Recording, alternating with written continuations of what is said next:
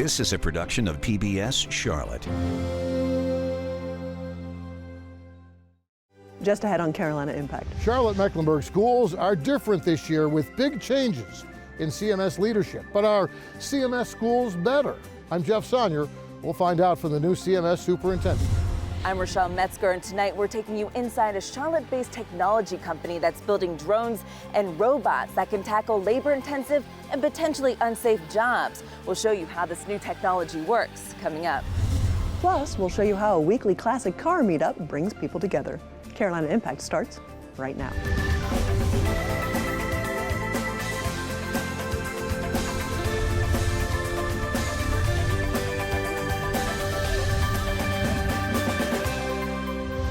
Good evening. Thanks so much for joining us. I'm Amy Burkett. Change is coming to Charlotte-Mecklenburg schools. New classrooms after voters approved billions in bond money. New school board members also elected. And this year, another new superintendent.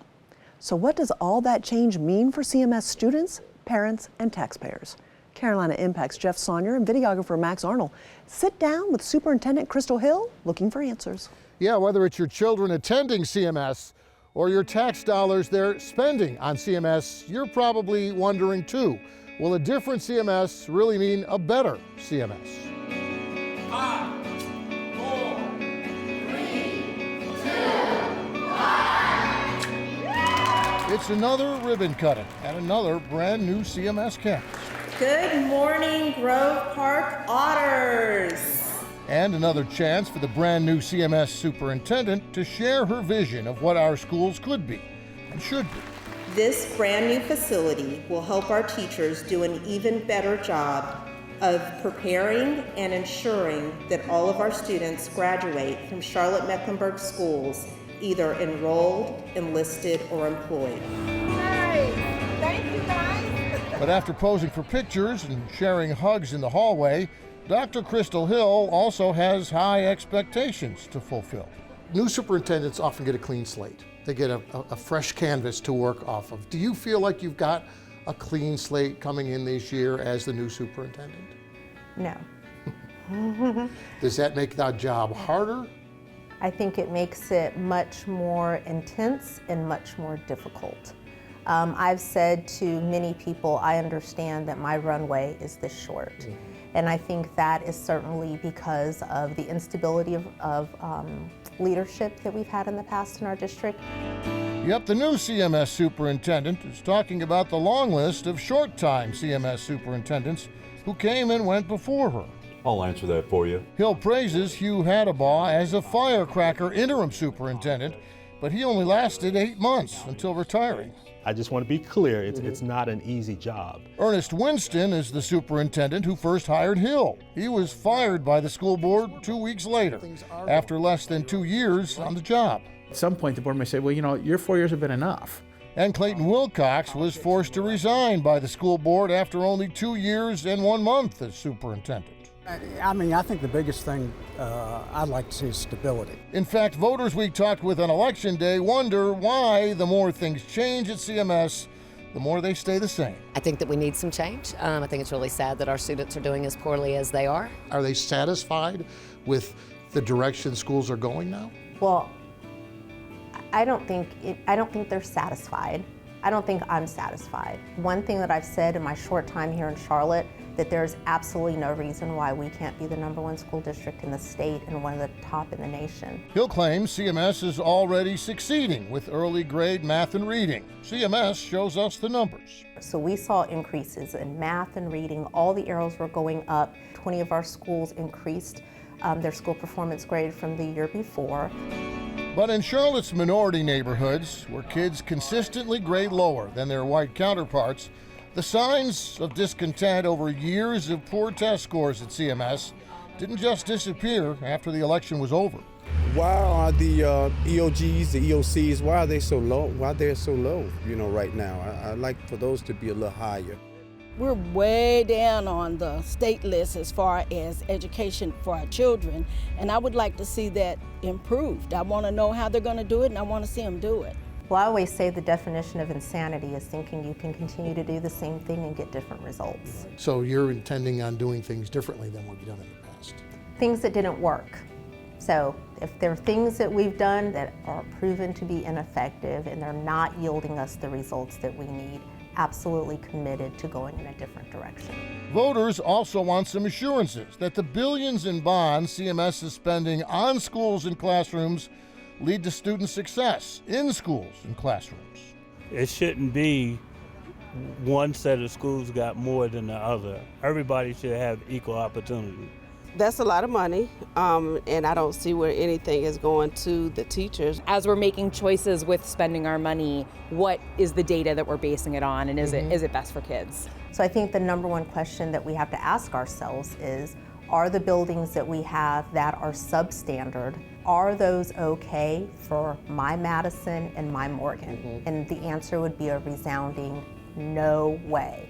So if it's not okay for my girls, it's not okay for anyone else. Yeah, it turns out that the new CMS superintendent is also the mom of 2 teen girls at CMS.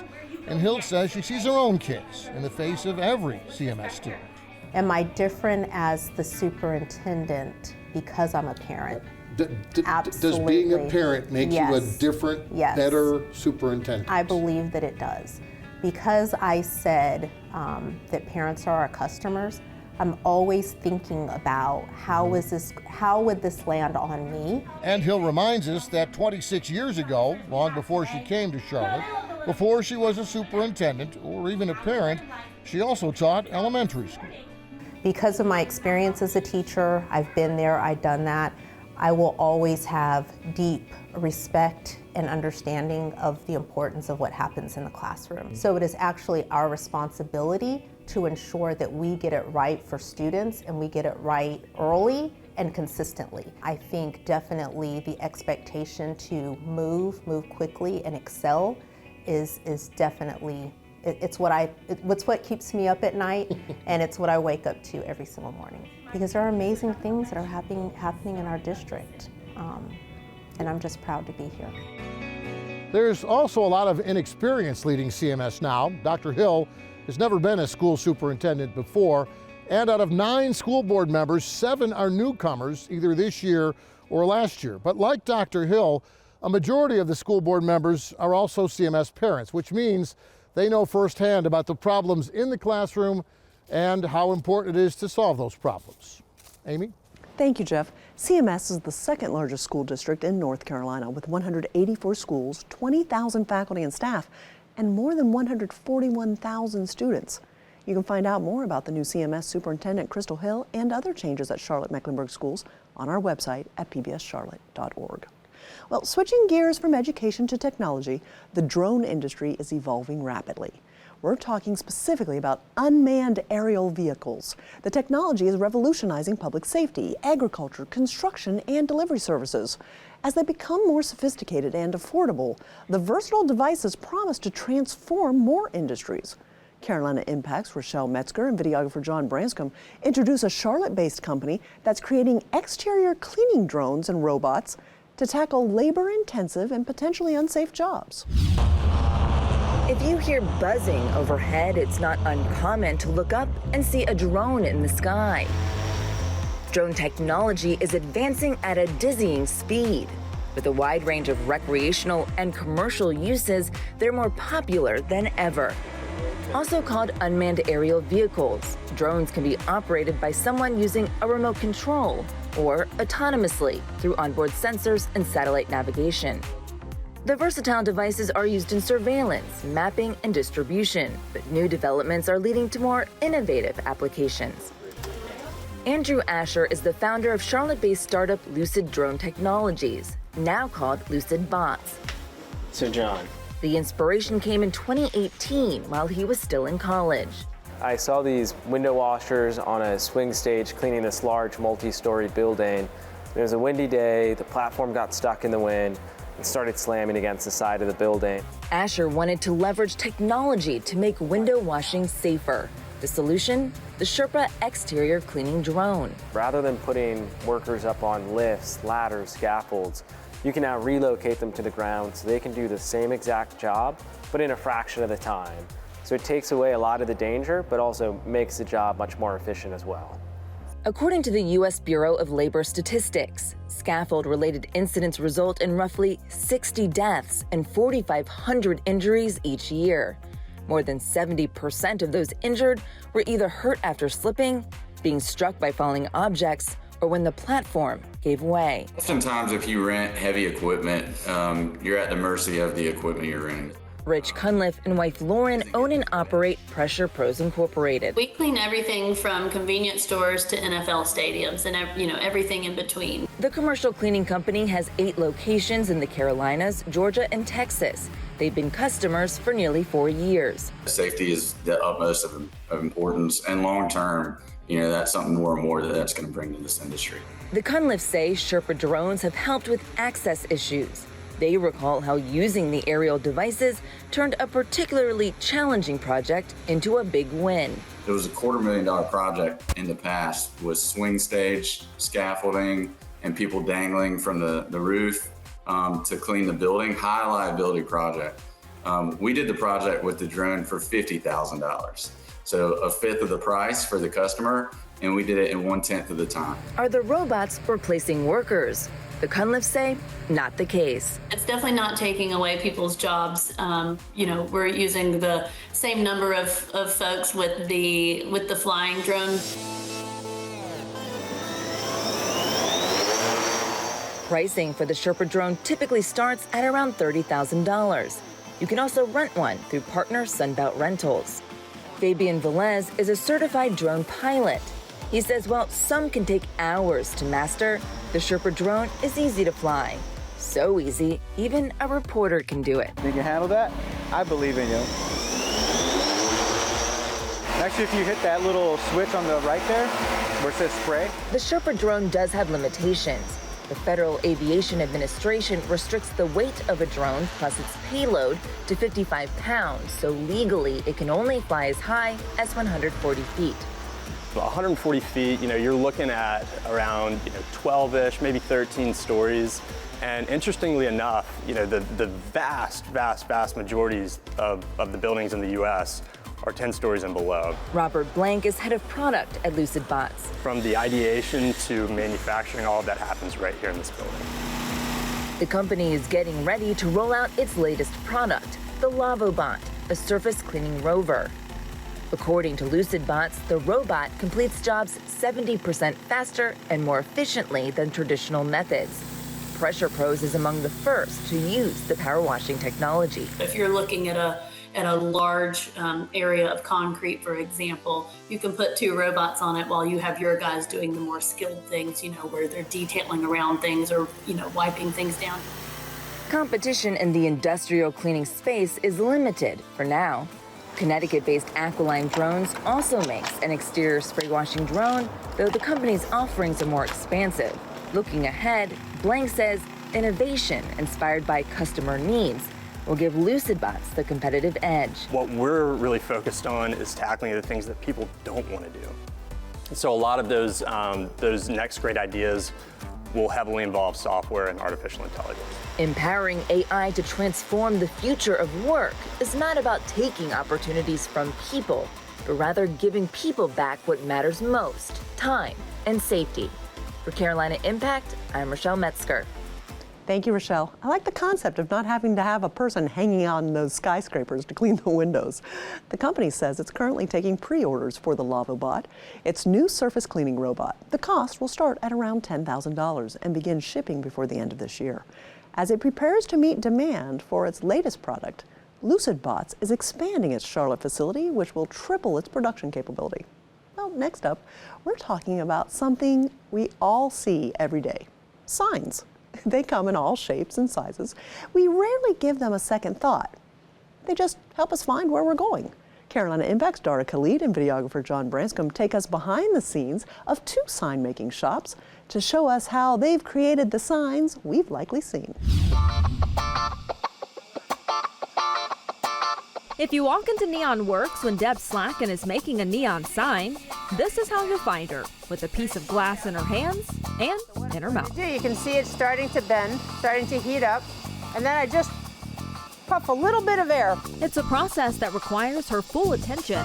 Now she takes the glass tube from the flame to the table to blow air into it and shape it using a wooden block.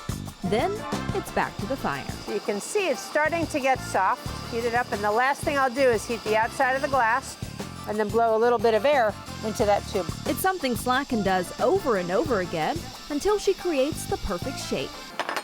Next, it's time for her to connect it to the manifold, which is a vacuuming system that removes all impurities. Whatever that's in there, I just want to make sure that there are no leaks in the tube. She then fills the tube with a mixture of two gases, neon and argon. Even though the naked eye can't see them at first, just wait until it's connected to a transformer. And that's the neon tube. This much attention to detail with every job Slacken does, very tactile, is what's kept the lights on at her shop since 1994. I think you need patience, right? You need some coordination, but over time, things get easier. Although the New Yorker graduated from Pratt University in industrial design, after spending time in shops around glass vendors, she decided to pursue it. I left a very nice job in New York for a very nice marketing and design firm with every perk that a kid out of college could have wanted. It was the 80s. And I left and I went to Tennessee and I learned how to bend glass. 6 years later, Slacken moved to the Queen City, opened Neon Works, and ever since has been striving to not only satisfy her customers, but make lasting connections with them. I did some searching and came across Deb. I sent her, emailed her some sketches and ideas, and she came up with a design, and we love the sign that's in our front window. Douglas Armstrong, owner of Midwood Guitar Studio, says the neon sign Slacken made him has been shining bright for 7 years. The music note, like in the Summer logo, Deb kind of came up with that. She had her creative part, and then we had kind of a starting point of our logo, and she kind of meshed it to make it work in that sign. Plaza Midwood isn't the only place you'll find Slacken's work. She's done signs for Favorito in South End, Pinky's West Side Grill, and a particular place in Uptown that's pretty hard to miss. That Radcliffe sign was done the early 2000s, and originally it was on the building. I like the Radcliffe sign, and I say that because it's probably our iconic sign that everybody knows. While neon signs may catch your eye quicker, there are other signs all throughout Charlotte that we pass by every day, not giving them much thought. South End rebranded, so if you see all the stop signs and the street signs, they have their little logo on top, so we actually designed and fabricated, so it was like 180 signs. Glenn Nosek is the owner of ACSM Incorporated. And now we're going to go into the fabrication shop here. Located in the same building, just a few feet away from Neon Works. They also create signage for apartment complexes, parks, and different cities. It's an opportunity to just do more than just create a message. You can be really creative at it and just make something that people will remember aside from what it says. In order to make memorable products, it takes all hands on deck from their hard-working 10-person team. The first step in the process is designing. We'll begin with pencil sketches. We might begin mocking things up really quickly in the computer, design-wise. From there, we go to this step. We build everything in our 3D modeling program in-house. And then from there, we can pull out shop drawings from that model. We'll do renderings for the client to look at so they know exactly what they're going to get when this project is built. If the customer has a small interior signage request, it's made here. Sometimes they just need elevator signs, signs pointing to the restroom, just really simple stuff that you might see passing by an apartment building. So here is a really good example of that, something that we designed here, and here you can see some raised text, some ADA Braille. If they have a large outdoor signage request, it's made here. Over here, and we have our spray booth. He's getting ready to start spraying some sign panels. Once we're done spraying, we come over here and we start our assembly process. Although Nosek and Slacken create masterpieces with their separate companies, when they collaborate, it's spectacular. The sign that we did for Earl's Landing, that was really nice. And they did this beautiful background. It was a wooden background, routed out, and I put neon on top of it. They're great to work with. Slacken says she's proud to know that in their industry, there's more collaboration than competition. She keeps the same mindset when it comes to teaching her craft. Somewhere along the line, you will need help, right? And you'll be glad that another sign person will help you. Until the very end. So whether she's sharing her wisdom with rising glass vendors or someone with no experience like myself, All right, they're going into the fire. Slacken says it's all worth it, as long as she can share a little bit of her passion for the bright lights with others. For Carolina Impact, I'm Dara Khalid.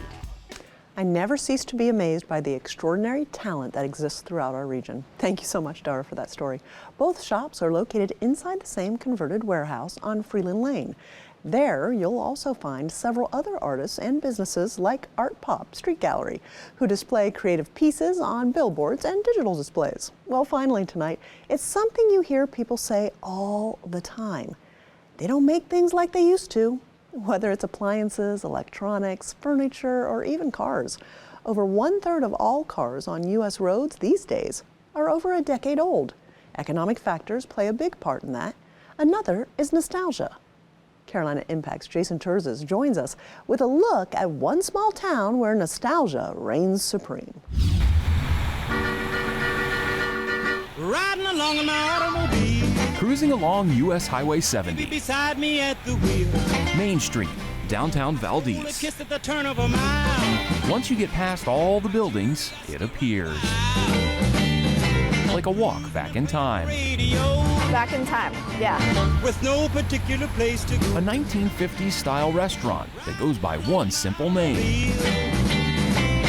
Myra's. Well, it's sort of right here in the main drag of town, you know. It's on Highway 70 here, and it's sort of become a landmark over the years. The inside of Myra's looks like a scene out of Happy Days.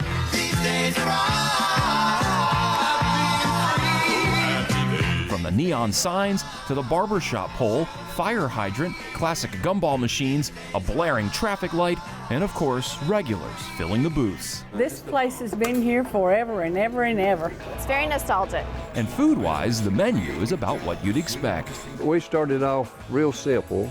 We started off with hamburgers and hot dogs. And of course, what would a retro place like this be without some sweet treats?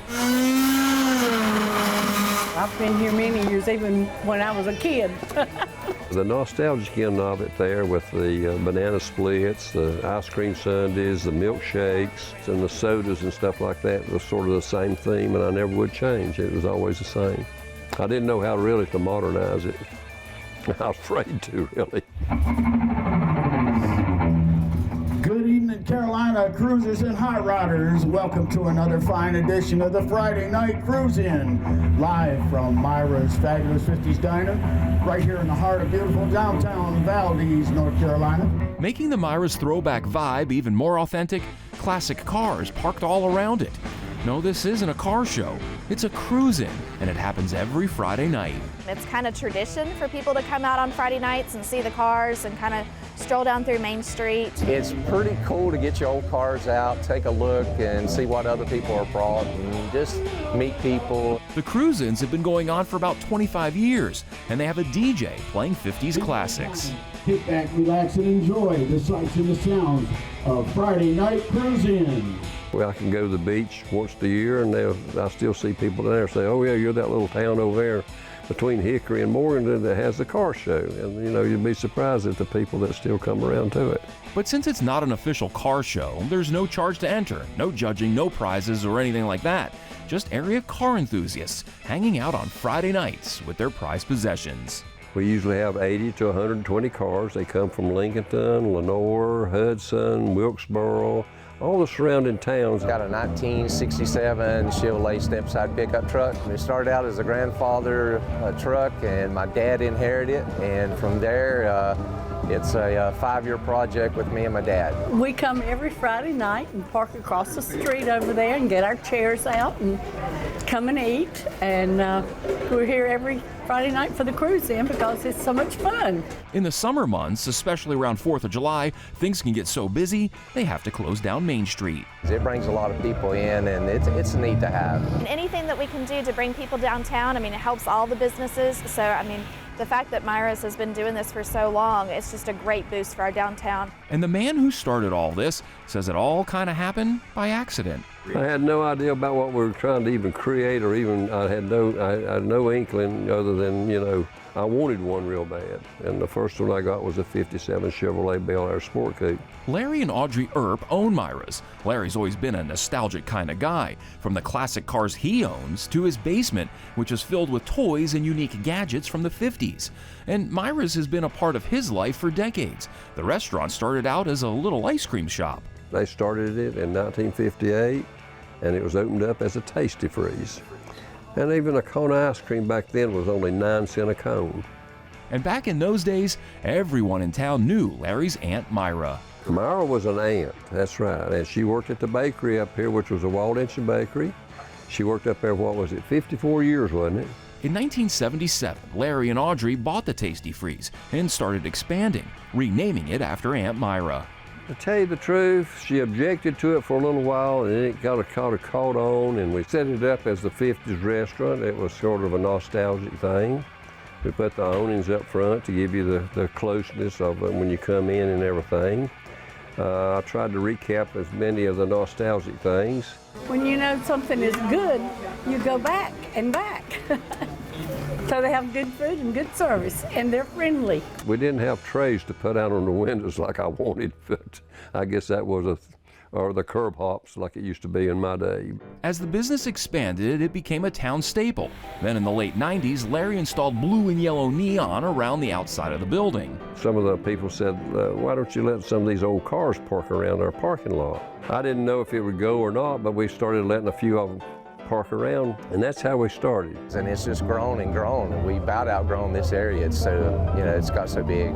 Myra's and the Friday Night Cruise-In. There have been a lot of people tried to copy us in the past, but this is where we are. This is our life. The heartbeat of this small foothills town of less than 5,000 people. For Carolina Impact, I'm Jason Terzis reporting. I just love the feeling of nostalgia that comes with those classic cars. Thank you so much, Jason. This is the last cruise-in of the year. They're officially on winter hiatus. So if you missed it this year, just hang tight until next March. You know what? You could help us find a great story like that one. I know you've got a lot of great people and places that you're aware of that we just haven't learned about yet. Please send us your story ideas to stories@wtvi.org. Unfortunately, that's all the time we have this evening. Thanks so much for joining us. We always appreciate your time. And I look forward to seeing you back here again next time on Carolina Impact. Good night, my friends.